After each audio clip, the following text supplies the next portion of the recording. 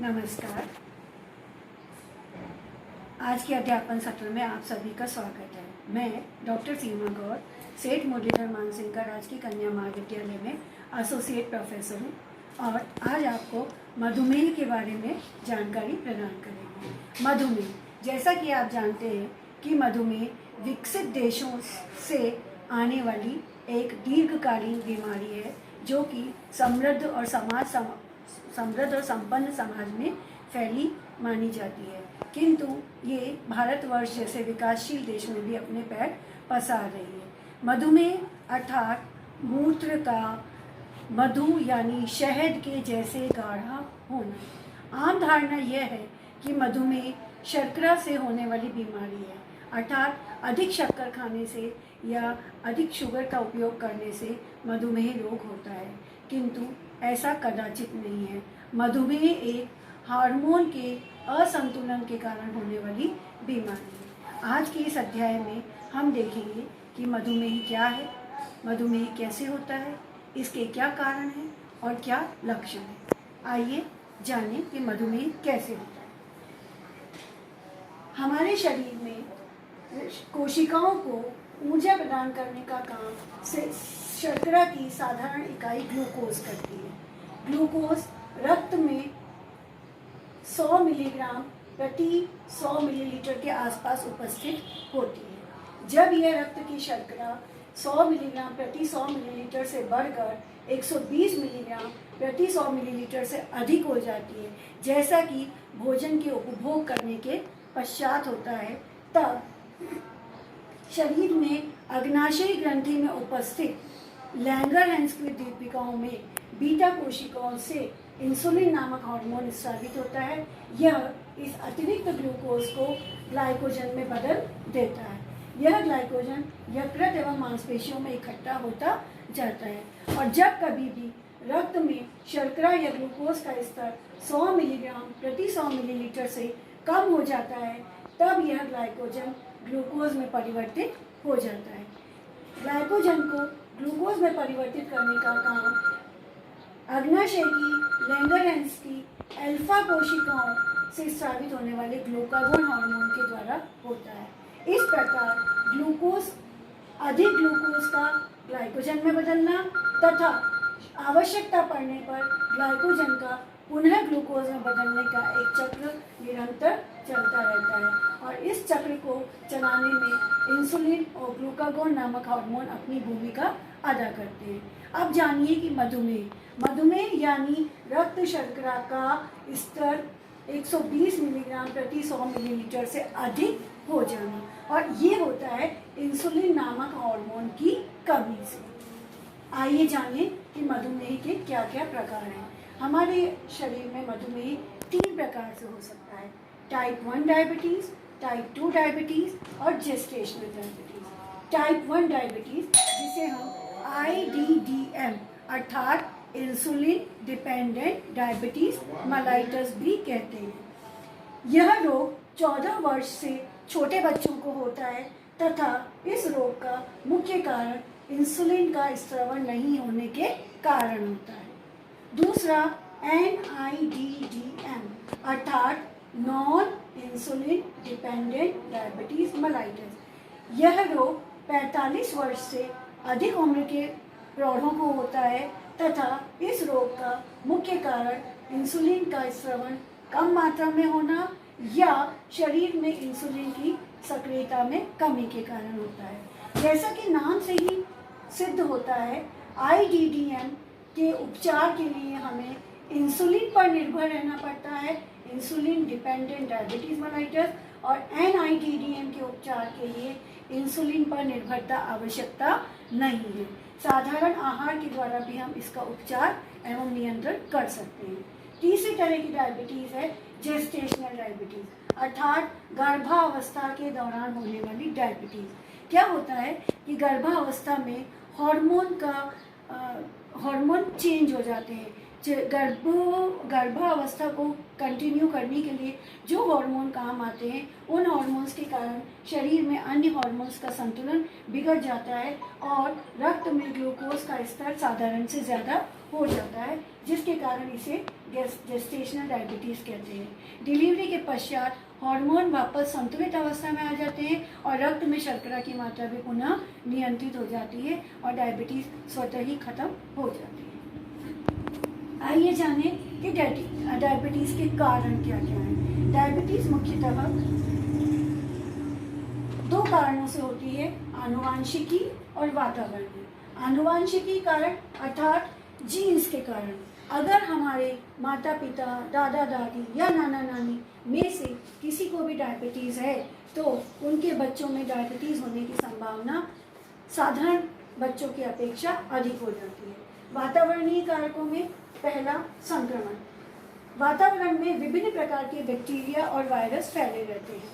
ये वायरस हमारे शरीर में विभिन्न प्रकार के संक्रमण और रोगों को जन्म देते हैं। शरीर की कोशिकाएं जब इन वायरस को कंट्रोल करने के लिए, फाइट करने के लिए काम करते हैं तो शरीर में अपचयी हार्मोन की मात्रा बढ़ जाती है और अपचयी हार्मोन की मात्रा चूँकि विभिन्न कोशिकाओं का और विभिन्न कोशिकीय उत्पादों का अपघटन करती है, जिसके कारण इंसुलिन की क्रिया में स्वतः ही कमी आ जाती है और इंसुलिन की क्रिया में कमी आने के कारण रक्त के ग्लूकोज का स्तर बढ़ जाता है। दूसरा, तीव्र तनाव।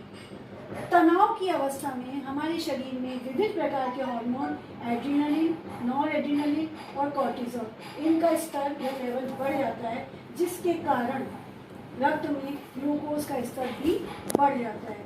तनाव एक्सीडेंट के कारण होने वाले शारीरिक घावों के कारण हो सकता है, सर्जरी या ऑपरेशन के कारण हो सकता है या भावनात्मक तनाव के कारण भी हो सकता है। तीसरा है प्रतिरक्षा तंत्र। प्रतिरक्षा तंत्र टाइप 1 डायबिटीज़ से संबंधित है। टाइप 1 जो डायबिटिक पेशेंट्स होते हैं उनका प्रतिरक्षा तंत्र कुछ कमज़ोर होता है और उन्हें धीमी गति से होने वाली auto immune disease, auto immune रोग होने लगते हैं। इस रोग में शरीर को विभिन्न प्रकार के रोग घेर लेते हैं और शरीर की प्रतिरक्षा तंत्र प्रणाली कमज़ोर हो जाती है, जिसके कारण डायबिटीज़ रोग हो जाता है।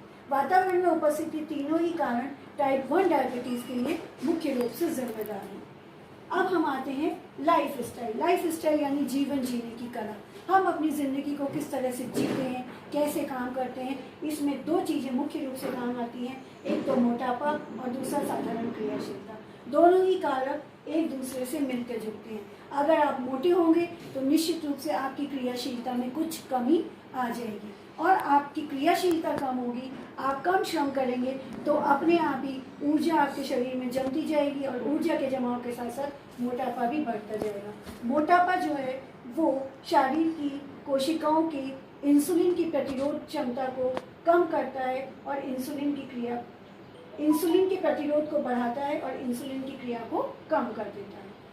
खान पान संबंधी आदतें जैसे कि अधिक शर्करा युक्त भोजन करना, cake, pastries, biscuits, chips, cold drinks, refined foods, refined मैदा से बनने वाले पिज़्ज़ा, बर्गर, पाव आदि, इन पर जब हमारी भोजन की मात्रा ज़्यादा होती है, इनका उपयोग जब हम प्रतिदिन ज़्यादा मात्रा में करते हैं तो ये जो भोज्य पदार्थ हैं इनका ग्लाइसेमिक इंडेक्स ज़्यादा होता है, अर्थात ये रक्त में ग्लूकोज की मात्रा को बढ़ा देते हैं।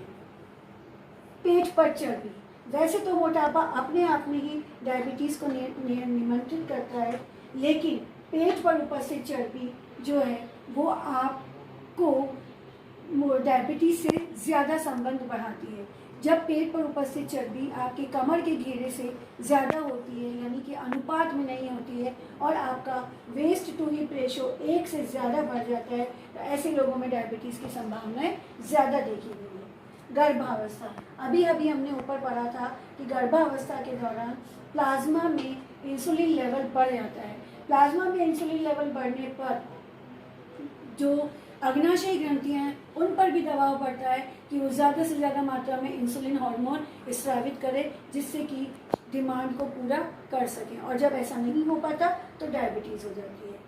और अंतिम कारक इंसुलिन प्रतिरोध। इंसुलिन प्रतिरोध जो कारक है ये भारतीय व्यक्तियों में ज़्यादा देखा जाता है। ऐसा देखा गया है कि भारतीयों में जो इंसुलिन अणु है वो सामान्य से कुछ अलग प्रकार का होता है, या उनके शरीर में प्रतिद्वंदी अणु एंटागोनिस्ट की अत्यधिक मात्रा होती है, जिसके कारण इंसुलिन अपना काम नहीं कर पाता, या फिर वे टारगेट टिश्यूज, वे लक्ष्य ऊतक जहाँ इंसुलिन को अपना काम करना होता है, वहाँ कोई दोष होता है तो भी इंसुलिन अपना काम ठीक से नहीं कर पाता और रक्त की ग्लूकोज की मात्रा को नियंत्रित नहीं कर पाता और डायबिटीज़ का कारण बनता है।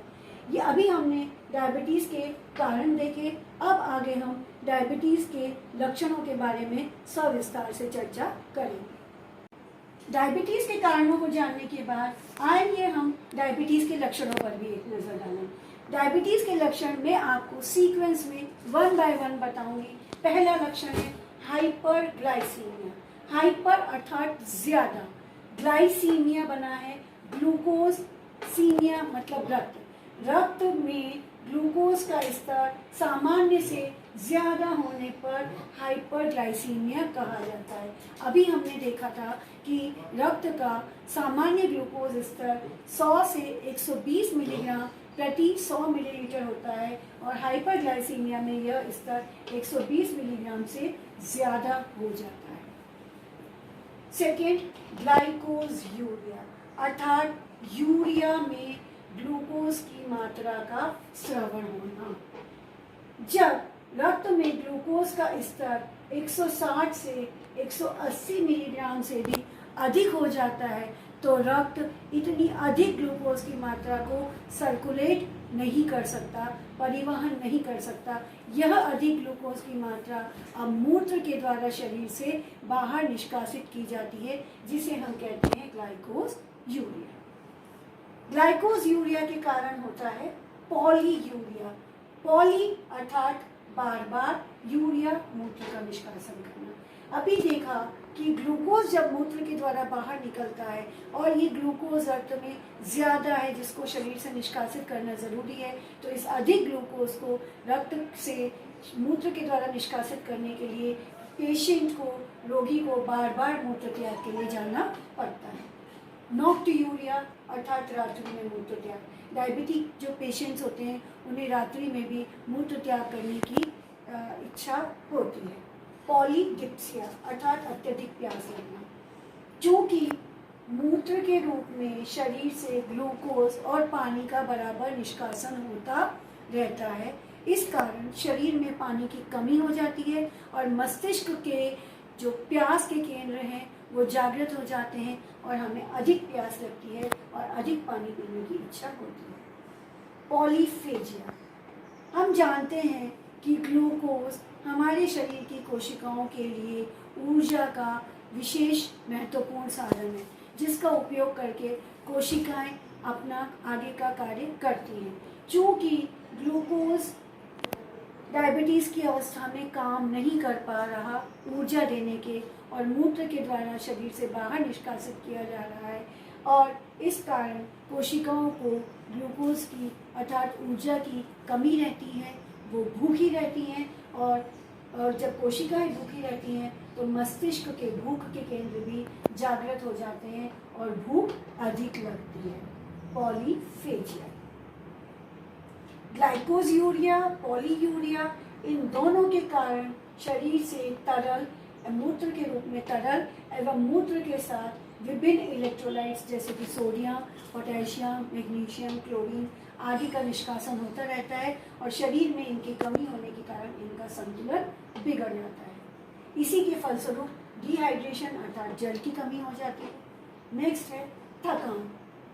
चूँकि कोशिकाओं को ऊर्जा प्रदान करने के लिए ग्लूकोज की कमी हो रही है, कोशिकाएं अपना काम ठीक से नहीं कर पा रही हैं, वो थकी रहती हैं और इस कारण हमें शारीरिक थकान भी अनुभव होती है। शारीरिक वजन में गिरावट। जब शरीर में ग्लूकोज मूत्र के साथ निष्कासित होने लगता है और ऊर्जा की कमी हो जाती है तो शरीर में उपस्थित वसा और मांसपेशी प्रोटीन का विघटन ऊर्जा प्रदान करने के लिए होने लगता है, जिसके कारण शारीरिक वजन में भी गिरावट आती है। चूँकि प्रोटीन ऊर्जा प्रदान करने के लिए विघटित हो रहा है तो वो अपना महत्वपूर्ण काम जो है प्रतिरोधी प्रोटीन्स का निर्माण करना नहीं कर पाता और रोग प्रतिरोधक क्षमता में गिरावट आती है।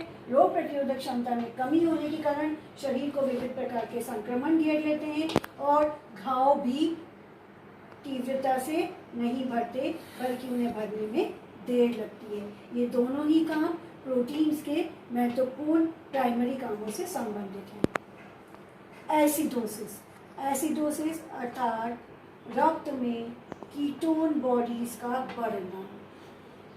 डायबिटीज की अवस्था में वसा का उपचय अर्थात निर्माण कम होता है, बल्कि अपचय अर्थात विघटन ज्यादा होता है ऊर्जा प्रदान करने के लिए।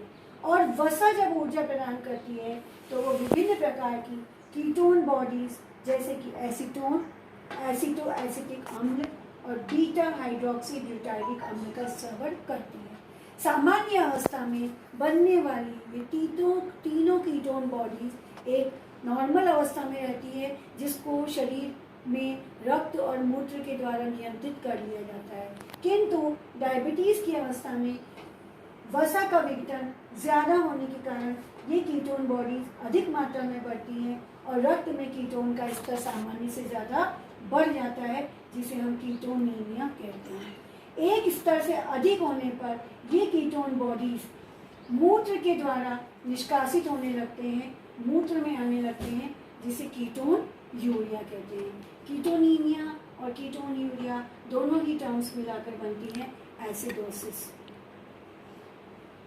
नेक्स्ट, लंबे समय तक डायबिटीज चलने पर रोगियों में नेत्र की दृष्टि कमजोर हो जाती है, गुर्दे संबंधी विकार उत्पन्न हो जाते हैं और हृदय संबंधी विभिन्न रोग जैसे हाई ब्लड प्रेशर, एथेरोस्क्लेरोसिस ये भी उन्हें घेर लेते हैं। और अंतिम डायबिटिक कॉमा। अभी हमने देखा कि एसिडोसिस के दौरान रक्त में कीटोन के स्तर और बढ़ जाते हैं। जब ये कीटोन के लेवल रक्त में ज़्यादा बढ़ जाते हैं तो ये रक्त के साथ हमारे मस्तिष्क में भी पहुंचते हैं और मस्तिष्क में कीटोन बॉडीज जब पहुंचती हैं तो एक तरह की बेहोशी पैदा करती हैं, जिसे हम डायबिटिक कोमा भी कहते हैं। और यह अत्यंत ही गंभीर अवस्था है जो कि मृत्यु का भी कारण हो सकती है। इसी के साथ हमने डायबिटीज़ के विभिन्न लक्षण देखे। अब आगे की कक्षा में हम डायबिटीज़ को कैसे पहचानेंगे, डायबिटीज़ का कैसे उपचार करेंगे, इसके बारे में जानकारी प्राप्त करेंगे। धन्यवाद।